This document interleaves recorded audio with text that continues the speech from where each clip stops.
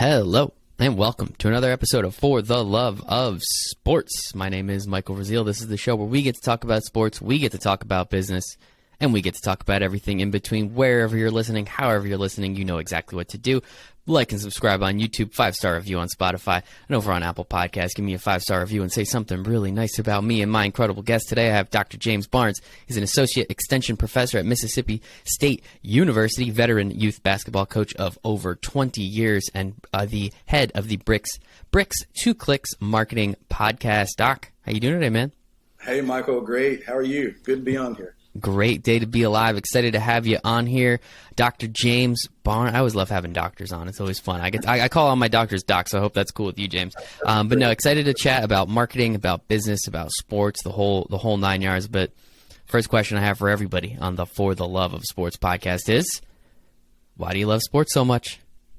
Growing up, it was just it was a great outlet for me as a kid just to play basketball. And we played baseball and basketball year-round. Our school was very small, so we played both, just constant, year-round. So I loved it as a kid, and then it gave me a great opportunity when I had kids to connect with them in a different way in a sport. And then it gave them a way to get to know other people and work with other people because they're all a part of a team. And it just, I think, in general, is a teacher of life. I think you're going to face adversity. What do you do? You're going to face prosperity. What do you do? There's all sorts of lessons I think we learn from the game of basketball. Basketball, baseball, football, you can kind of insert whatever you'd like in there. Cricket, I'm sure it's the same thing. That's Never right. played it, but I'm sure it's the same thing. But no, general, that's right. Exactly. Sports in general, they are a great analogy. Is that the correct word? You're the doctor, not me. I'm going to go with a great analogy to life, right? Because you, as you said, you have all these. You have the ups, you have the downs. You have the good times, the bad times. You have hardships. You have, unfortunate tragedy, right? There's so many things that go in there, and all of it can be condensed into a 2-hour basketball game, right? And that's, that's life itself. It's pretty crazy. Yeah, it is. Sports, I think we go through all phases of life that matches sports. So I think it's a great analogy, and it's certainly one that I love sports, and I love being around kids that are playing sports. So it's just been a mainstay for me all my life. Yeah, as I said in the intro there, a 20-year vet of youth basketball. Let me just say congratulations on the longevity, because I went to a first-grade classroom once. Now, I don't know exactly the age that you've been, coaching, but I've dealt with school kids before, and after about 30 minutes, I was ready to leave. So let me just say thank you from all of us in the community, James. Thank you. I tell you what, over the years, I think the most, I would say, the least thankful job in the world is probably the referees at those basketball games, because everyone is saying something probably negative to them about a call or something. And, most of them I've encountered have always been very, very professional and done a great job. But, yeah, 20 years, I look back and I blinked and it was 20 years, Michael. My kids started from the age of 5, 6 years of age, and they're still playing basketball to this day. We were in Oklahoma City just a couple weeks ago, and Little Rock as well, doing travel basketball. So it's still something that we do each and every day. That's awesome. And so have you coached your kids throughout their entire lives, or have you been just coaching, a community team, assuming your kids eventually went to play, as you said, at AAU, high school basketball, that type of level? Yeah, so most of the time it was a community league of some sort that my son or sons were on that same team, and I would coach them. And, it started off, it was easy to align practices when you have, 1, maybe 2, but then later there were 3, and then it just grew from there. And I was like, wow, I've got a lot of practices to get in. I got 3 age groups. And so I was coaching a lot of basketball at the time, just trying to juggle all the practices and stuff. And so it was a great joy, still is for me. But there comes an age somewhere around, I think, the age 13 or 14, that I always try to just step back. And I believe that it's a time where, they need to take direction from somebody else who's coaching. It starts to give them a different appreciation for who you are as a coach too. But it's also, I think, necessary to help them mature and just learn to be more social with other people directing that. And so I've always found that that's worked out extremely well. And I try not to coach them after that, not unless there's, if a coach doesn't show up on one of our travel ball games or some emergency event, I might step in. But even then I would have reservations because it's just not my place anymore. I just coach from the sideline. I speak to them about things, the mindset, how to put the work in, what they can do differently. But I rarely get on the court after about 13, 14 years of age with them. After that, you can be one of the parent coaches that we always love to hear about, right? And you probably like that, but I have an appreciation for sitting on the sideline after being over on the bench for so long. It's like, I want to say something, but I know that the coach has something in mind that I don't, and there's no reason. So I keep most of it to myself, or I might tell my wife who's sitting close to me, I really wish we'd do this or not. But, we've been blessed over the years to have, phenomenal coaches to be a part of their lives. So no regrets on turning the reins over to those coaches. No, I'm sure. And it's always a funny joke, right? If anyone out there, if you don't have a kid or never went to a baseball game or a basketball game, just go sit in the stands and just hear all the things, how incredibly smart these parents are, right? They should be doing this, that, and the third. It's like, well, what do you think? Like the coach, I think the guy knows what he's doing at this point. The guy or the lady knows what they're doing at this point. Like, come on, calm down, guys. It's youth basketball. Like, I know we're all intense, but it's youth basketball, right? We're all going to live through this. It's going to be okay. When we end the game, no matter who wins, we're all going to walk out of here. We're going to go back to our lives. It's going to be fine. Michael, years ago, I was really blessed to be around a guy who had coached baseball, youth baseball, for about 30 years. And my kids were on his team, and so he had a parent meeting at his house, and his name is Ralph, and his wife's name is Mary. And so Mary baked cookies at every practice for these guys. At her house, they had practice at her house. There was a field in the back. And so Ralph comes in, he says, I want to talk to you guys. The kids are out there just throwing the ball around. I just want to talk to the parents. And I thought, this is different. I like this. And so we all sat down in the living room. It's a very warm and cozy. And of course, Mary has brought all of us cookies as well. Michael, you can't, what can you not like about all that? I'm thinking this summer, this is going to be great. And so I did coach baseball. So it was nice for me to step back and let somebody else at that age do it. And I remember what he said. And he said, look, your job is to be positive and encourage your kids, especially when they fail, because baseball, as you know, is a failure sport. He said, all I need you to do is cheer them on. He said, because this year I'm the coach. And he just left it like that. It was so well done. And so my kids were a part of his teams for the next 3 or 4 years. And he said, look, if you don't like how I coached this year, no problem. He said, next year you can sign up and you can coach your son, and that's not a problem. But he just had a great tact about it. And said, basically let go. Let me do my job. You go to the stands and enjoy the game and just encourage your kids. And that lesson stuck with me, as I coached more and more basketball and baseball too. So he was a great mentor. Yeah, that sounds, especially, him doing it for so long, you having multiple kids being coached by his team. I think that's awesome. And you bring it up, and this was going to be my next question, actually. Like, what are some of the things that you learn over 20 years of coaching basketball to children? Like, what are some of the things that you learned about yourself, about life, maybe not specifically about the kids, but kind of the generalities around what it's like doing something for so long and having that consistency and that discipline to do it year in and year out? Well, everybody on the team matters. I've seen it over the years where you may have 1 or 2 star players, right? And you focus things around them. Maybe there's some offense that you set up for them. But the development and whether you win at the end of the season or not usually comes down to, what do the role players do? What do their roles look like? Have you been teaching them and working with them as much, maybe more, to help them be better at what they do? And I've always been able to get a lot out of those other kids and get them to buy into, you matter. I mean, we can't win this without you. Everybody's contribution counts. And I think that's one of the things that stuck with me over the years. And so I tell my kids to this day, there may be a player on the team that's better than you, but you matter. You've got to do these 3 things a coach needs you to do.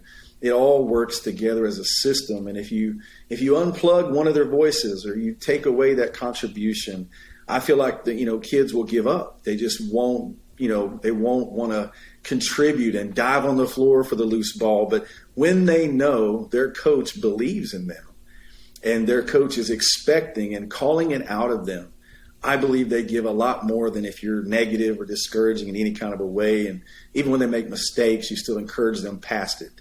And so I think for me, just everybody on the team matters. And I think that lesson we can apply to life everywhere. And that's exactly what we're going to do. I'm going to use my SAT word analogy from before and then try and make the analogy of what's it like coaching kids and helping small businesses and teaching small businesses, because I feel like it's a small team. It's people that are working hard because they want to, not because they have to, but this is their choice to own this business. They're not working in corporate America. What are some of the analogies that you can put together between coaching youth basketball for so many years and helping coach businesses essentially for so many years as well? Well, just like the team, everybody matters on the team. Every aspect of the business is important. You shouldn't overlook one aspect of it just because you're good at doing one other aspect in the business. You may be great at content creation. You may be great at going live on social media, Instagram, whatever, but you may not be very good at financial management. So you have to make sure you develop that part of you or staff it out somehow. Make sure you've hired someone to be on your team to do that. Marketing in general or running a business is a team sport anyway. But so many business owners go it alone. And I think they really kind of cap the growth that they could experience if they let go of some things that they have a hold of and just say, look, I'm not the best at doing this. I'm going to have someone else do this for me. And then I can focus on what I do the best. And I think that's exactly what it is, between teams and then businesses. I think that one you can take to the bank. It's so difficult for business owners to do that, though, right? You came in, you're born you're born alone, you die alone, right? That kind of thing, where it all comes down to them at the end of the day, no matter what. This is their business. If they start delegating, maybe that person doesn't do it as good as them, or they're always going to kind of be micromanaging in some situations. How do you actually help business owners or people in these types of situations to be like, no, you have to let go. The only reason or the only way for your business to actually grow is for you to step back in certain situations and focus your time and energy where it's actually, best utilized? Yeah, I think you have to do a couple of things. I think you have to look at the financials. I think you have to see where are you having trouble. And a lot of times when we work with companies and they're doing really, really well, this is a conversation that doesn't go as far because, things are great. I shouldn't have to worry about staffing out something. We're making money. It's all great. That's one of the opportune times to make a change because you can take on a slight disruption and actually do better and be more efficient. But a lot of companies are hesitant to do that. But the flip side of that is very different. If you're struggling with cash flow, if you're struggling to have a new product offering that you're thinking about doing, but you don't know how to do it, there's going to be a lot of losses that they're feeling. That tends to motivate business owners to make a decision of change. And it's just like us. When we face some kind of a loss, we try to, avoid it somehow. And, this is the same thing for a business owner who's struggling. How do I get out of this circumstance? What do I do? Well, okay, now it's a little easier to talk and have that conversation. Usually. But as long as they're doing extremely well, of course, build on that. But when things aren't so great, then you have to look at everything that's going on and distractions. That can be one of the things that, they get distracted on something in the business and they get really focused on it. And it could be just managing one employee. It could be a lot of things. And that distraction tends to pull their time away from what they're really, really good at and how they actually started the business to begin with. That's kind of the rub when it comes to small businesses, right? Like, you love making furniture. All right, well, if you're running a furniture business, 9 times out of 10, you're not going to be making the furniture anymore, right? Like, that's not quite how it works. Yeah, maybe you still get, you get your fix in, but you're most likely managing all the people that are doing the thing that you fell in love with. So that's kind of one of the frustrating things about when you start and own a business, right? And I think another thing that you said, applying pressure to the wound usually works a little better than if everything's going well. It's very easy to be like, everything's going well, you should hire somebody so that you can double, triple, quadruple down. It's a lot easier when it's like, we have a problem, and then you start applying pressure to it, and you're like, okay, the way to alleviate that pressure is to actually bring somebody in who understands a little bit more about the thing that you're not great at. Yeah, and it's most entrepreneurs, business owners have great vision, right? They saw an opportunity in the marketplace that nobody else saw, or they saw an opportunity in the marketplace that a lot of people were doing, but they could do it a lot better. And it's that vision that they build on, and they took some of their talent and skill and started on that path. But it inherently happens that you bump into things that you're not going to be the best at. And that's okay, because you can have a team to help you. And provided you grow your cash flow and you're really wise with that money, you have an opportunity to actually build a team around you that's really good at doing all those things. And that gives you an opportunity to scale. And I think without that, you just stay in the same cycle. There's a little bit of bleeding, but not a lot of bleeding, right? There's a little bit of a wound, but it's not really big. But if you don't deal with it, it's going to be.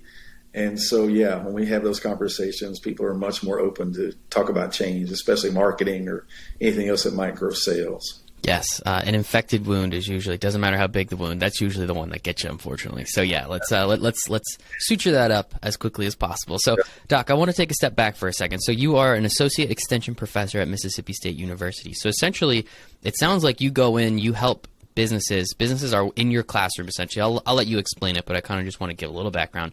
And you help them essentially consult from there on what they're doing, how they're doing. So I guess explain a little bit about what you do and ultimately how do you even fall into this line of work?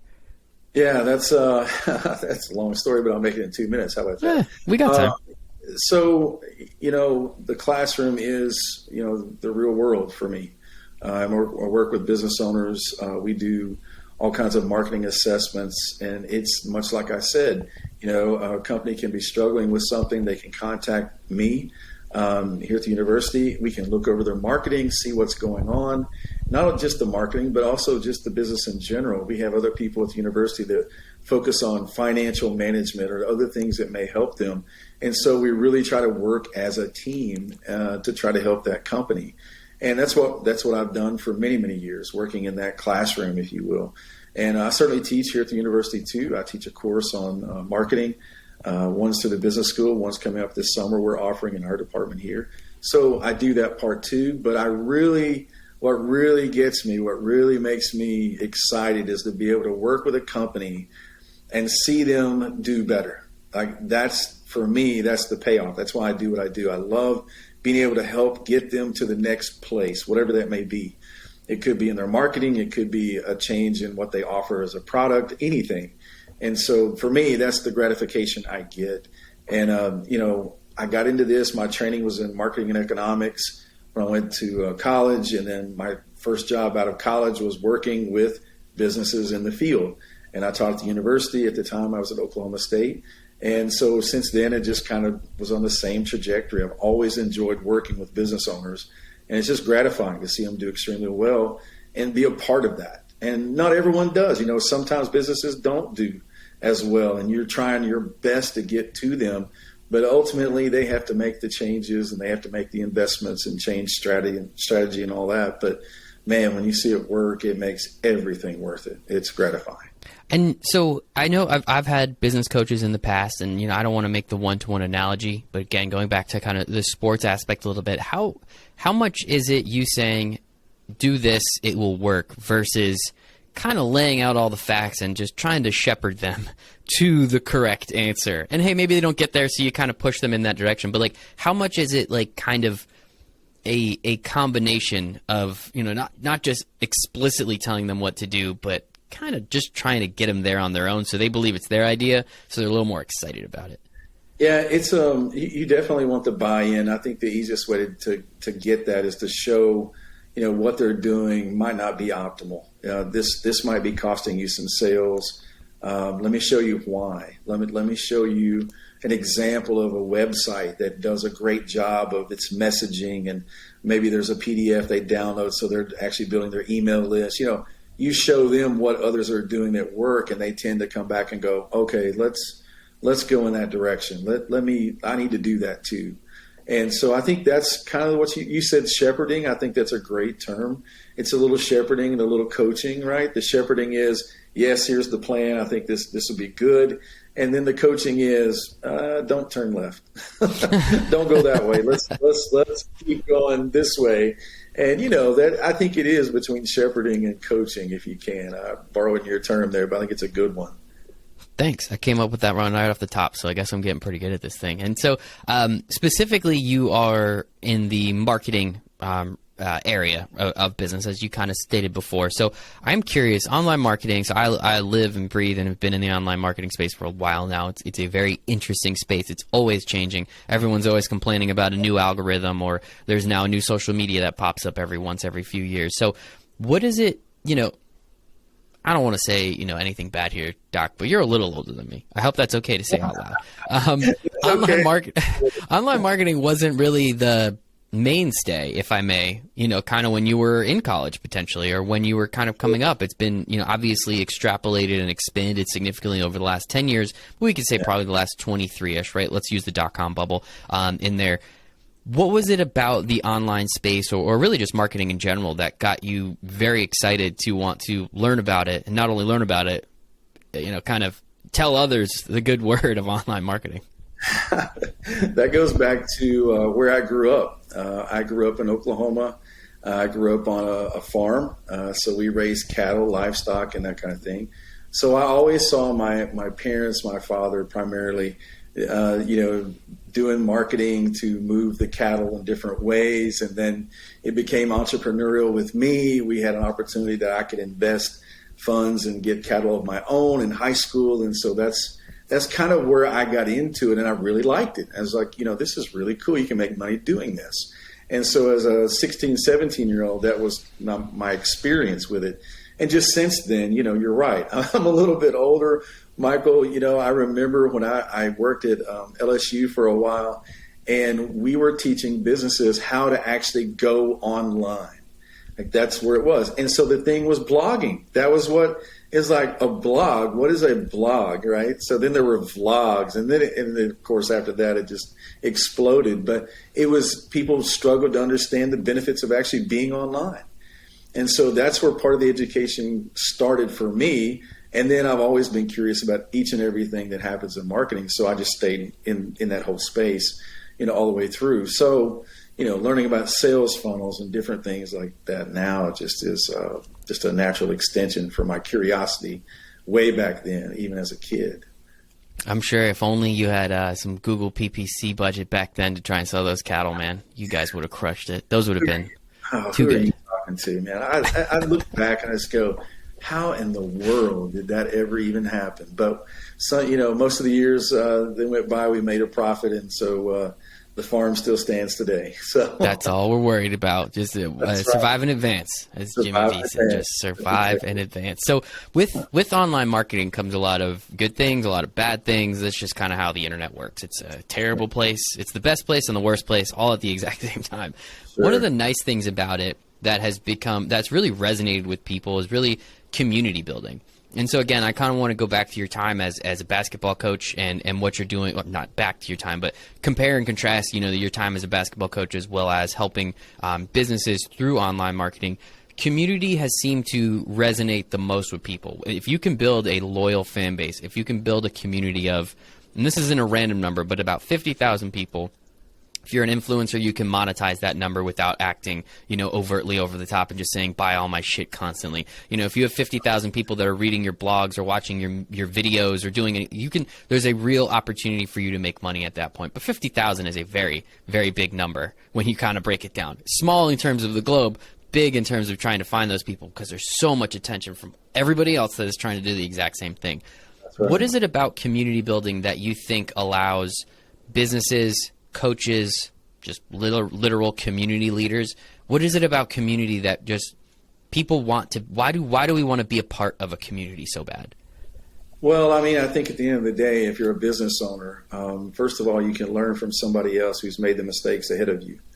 There is a sharing. If you can get into a community, a coaching group, there's lots of all kinds of communities you can be a part of. But I think people that have gone ahead of you, you can learn a lot from that, and in some of the coaching that I do here, I will tell business owners who are starting off launching a brand, I'll say, do you know what other brands are out there you're going to be competing against? You should be looking at what kind of content did they put out? How do they do what they do? Learn from people that are ahead of you before you spend your time, effort, and money and, make the best use of it you can. So do the learning up front. So I think being a part of a group advances you. It speeds up your learning. You develop other skills. It gives you access to resources you may not have even known. Maybe you're in a Facebook group. I'm just going to make it really, really super simple. Maybe you're in a local Facebook group and a business owner posts something and you learn from that, and then you use it on your account and it works again. And you're like, okay, that's a great strategy, right? So it's all part of that speeding the learning curve up, I think, and making the learning curve not so steep, especially when you're putting your hard-earned money into the business. I think that's a really critical part of any community benefit if you're a business owner. Absolutely. Totally agree with that. I think business owners learning from other business owners, standing on the shoulder of giants, right? Especially in so many industries, let's not recreate the wheel, guys. They're doing it. It's working. We should try it, put our own spin, put our flavor on it, right? Don't copy and paste. Right. Do it the way we would do it, but just do the exact same thing and then build on it from there. They did the research. They took the time, effort, the energy, the money, and it's working. We don't have to take the time, the effort, the energy, or the money. We could just do what they're doing in simply a different way. Yeah, just basic things. Just like, if you were going to do anything in your business and you wanted to look at somebody in your maybe your area, or maybe someone that's not even in your area, you have a friend, family member, it could be anyone, and yet they have a similar business, or it could be very different. See what they do and see what works. I mean, we can learn, and the way that the platforms evolve, social media, websites, search, everything is changing so quickly that it benefits us to be a part of a group somehow and stay in that and just learn from one another as we go through the bumps and bruises together.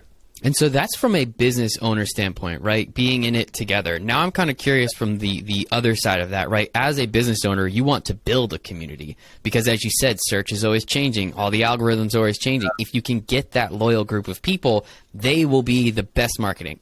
Doc, you and I are both online marketers. You're going to lie to me and tell me that word-of-mouth marketing is not the best marketing that's ever existed and will always exist? I don't believe you, right? It's one of those things that is just how it works. You will believe your friend who says, no, use this babysitter, she's incredible, before you believe a Google ad, right? That's just how it works. So as a business owner, especially with little things, right? Facebook groups, LinkedIn groups, now Discord, right? A little bit younger crowd, but still works really well.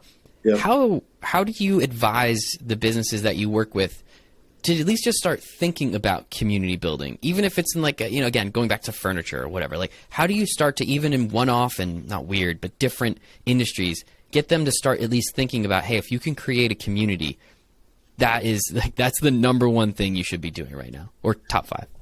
Yeah. And so in thinking about building any kind of community, what does everybody have in common? Well, they struggle with something. And if you're a business and you have a product or a service that solves that same problem, that's one of the easiest ways to build a community, is to focus on helping a group of people solve a problem. And if you get 10 people, 20 people, 30 people, and you're really giving content away to them to help them solve not maybe all the problem, because you won't make any money later on, but some of it, you have to be in a place where you're giving a whole lot more than you're asking for in return. And I think when we see people doing that, we know they're going to sell us something, Michael. We do. We know it's coming. We know it's part of it. But really, that was a great cheat sheet, a great PDF we downloaded, a great free course video series, whatever it was. You still want to be giving more, far more than you're asking for, from your community. And if you are, your brand will grow. People will talk about you, about how well you help people who are following you. Or they may say, something, to their friend about it. Like you said, word of mouth. Look, I follow this newsletter. I follow this, whatever that thing is that they're putting out is going to resonate with them if it's helping them solve some kind of a problem. And I think that's where you start. And I think you build on that. What other kinds of content can you create around that to help the community? And a lot of times it's just really understanding where the community would want to go if they solve the problem. What does their life look like if it gets better by solving this one particular problem? I think those are just basic economic thoughts about building any kind of a community, is, focus on the benefits you're giving to the community more than asking from, some sale of a book or whatever else that you may be monetizing. We'll ask for the sale for the book. No worries. That's coming. Link in the description to grab mine for free. Don't worry. I'm sure I'll sell you something after that. But I set you up well for that, by the way. Appreciate it, Doc. But I think the one thing that you said really importantly towards the end was, what if they download this PDF, they fix that problem? What does their life look like, and how can we add value to that? I think that's something that's extremely overlooked. I think so many businesses are just saying, here's the PDF, like this, do this. If you can't do it, you can call us, right? Because we're willing to give you the information for free. So if we're willing to give it to you for free, we're probably really good at it ourselves, right? And I think that's how many businesses think about it, where it's that this is the step. Okay, we got here. I gave you the free information. You did it. That means you're indebted to me. Or I gave you the free information. You couldn't do it, so you call me to do it. I think it's really important, and I think it's awesome if you don't mind kind of extrapolating and kind of building that thought out a little bit more. What does it look like after? How can we add value to the next piece, and then the next piece, and then the next piece, and then finally we'll say, okay, now you can come buy my book. Well, when we look at content and we think about some price point for what we're selling, it could be a book, video course, doesn't matter. If you have a low price point, you can give away, a few things, right, that are probably not going to cost you a lot, but there's a lot of benefit to someone who's downloading it for the first time, someone struggling with, it could be any kind of a problem. It could be a health problem, right? It could be a company that, sells something to improve your health, whatever. But, them giving away content that helps you solve that problem a little bit. So you'd do 2 or 3 things maybe, and then later on you'd have the offer, and there it is. But for really higher priced products, right, we're going to have to do what you just said. We're going to have to be in the funnel for a while, giving them some kind of a content, some free newsletter. Maybe they follow us on LinkedIn only, maybe that's the place, or Facebook only. We're going to have to continue to talk about the problem, because that's what gets people interested. When you watch Netflix or you watch Amazon or anything else you stream, it's a movie, the really good ones always start with a problem and they hook us. There's a plane that disappears, Michael, and it lands 5 years later. What in the world happens then, right? So if we are talking about a problem that people are going to have, they're going to solve it a little bit, but you may have another offer where they can solve it even more, right, if it's a higher price point. So it kind of depends on what's being sold by the business and how much content it might actually take to really get people to be interested in buying from you. But I think in general, if you always go at it as, look, I'm going to create this content and it's going to help, and then I'm going to create this other kind of content and this is going to help, depending on the size of the problem, I think you can create content forever like that. Now, if you solve a small problem, right, then you probably don't have to create as much content to get that, monetization or revenue. But if it's a bigger problem, you've got a size of a problem, you can create a lot of content with it. I love it. That's awesome, and that's why you're the doctor, Doc. I appreciate that. That's a great explanation. So I do also want to talk about Bricks to Clicks. So you have the Bricks to Clicks podcast. You also have trademarked Bricks to Clicks. Going out on a limb, brick and mortar to clicks. That's kind of what I'm going to think. But I want to hear it straight from the horse's mouth. What exactly is Bricks to Clicks? And let's talk about you're on a podcast. We have to talk about your podcast too. I think that's like rule number 1 of podcasting. Hey, man, I appreciate you mentioning that. Years ago, I mentioned to you, I worked at LSU and I started working with companies way back on the blog and everything. And that makes me sound really old, but it's not that long ago, actually. And, in that process of doing that, it was always working with brick and mortar companies trying to go online. They were just, how do we do this? What do we do? Then along comes Facebook, Twitter, all the different ones that popped up. Okay, how do I do that? What do I do there? So it was always working with a lot of brick and mortar businesses going into the online space. And so that's where the name came from. I had the idea way back then, and I used it when I was there. When I got here, I decided to make it sort of a permanent thing that we would do. And I've been here almost 11 years, and we've been helping companies, not just brick and mortar companies now, but other kinds of companies who run consulting businesses. They run all kinds of different things that are just purely online now. And so it's the same. Some of the same strategies apply. There's a lot of things at point of sale, if you're a brick and mortar, that are different. But, there's a lot of things, same principles. Building a community is the same, whether you have just a purely online business or you have brick and mortar and you're using the online. So that's kind of where it came from, and that's kind of how it evolved. Very catchy. I love it. A good name always helps. It rhymes. Never hurt, right? So talk to me a little bit about the podcast a little bit. I know you have kind of an evolution in the podcast coming up, Bricks to Clicks Marketing Podcast. Make sure I'll put a link in the description for everyone because they want to go subscribe, they want to join that and learn a little bit more about marketing specifically. I think that's awesome. So talk to me a little bit about what it was, what it is, and what your plans for it to become. Well, it was just another way to reach businesses in the field for me. It was another way to get information to them in a way that's most convenient. We do a lot of, at the time when we launched the podcast, we were doing a lot of face-to-face workshops. COVID came along and changed everything. And so that went away for a year and a half, 2 years almost. And so we pivoted to something that was giving information out there to the public, and podcast was just a natural way to do it. So I did a lot of research on, how to do some of these things for podcasts. I said, I'm going to do this. We're going to do this. And then, COVID hit. Of course, it disrupted everything. And so now the podcast is evolving to something where I'm going to have more interviews with business owners who are struggling with all kinds of things. And then we're going to try to help them get over that struggle on the show. And that's kind of what's coming up in 2023 later this year.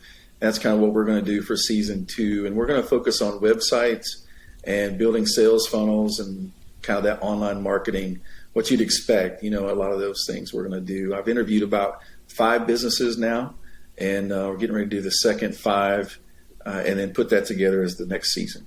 I love it. I think it's first off, I just love asking people questions. So that's why I love having my show, I think. But more importantly, right, it's an awesome networking tool. It's so much easier to reach out to someone and say, hey, can I interest you in showing your business to a bunch of people? It's a very easy, actually, I would really, it's free and just takes 45 minutes. Yeah, I'd love to do that. That's great. So it's very easy for me to get guests when you kind of change the narrative a little bit in your head and kind of tell yourself that story and them that story. I think that's the important part. But really, if you're able to then explain to businesses, right, this is the free content you're putting out. You're showing real life businesses the problems that they have, how you would help them solve them.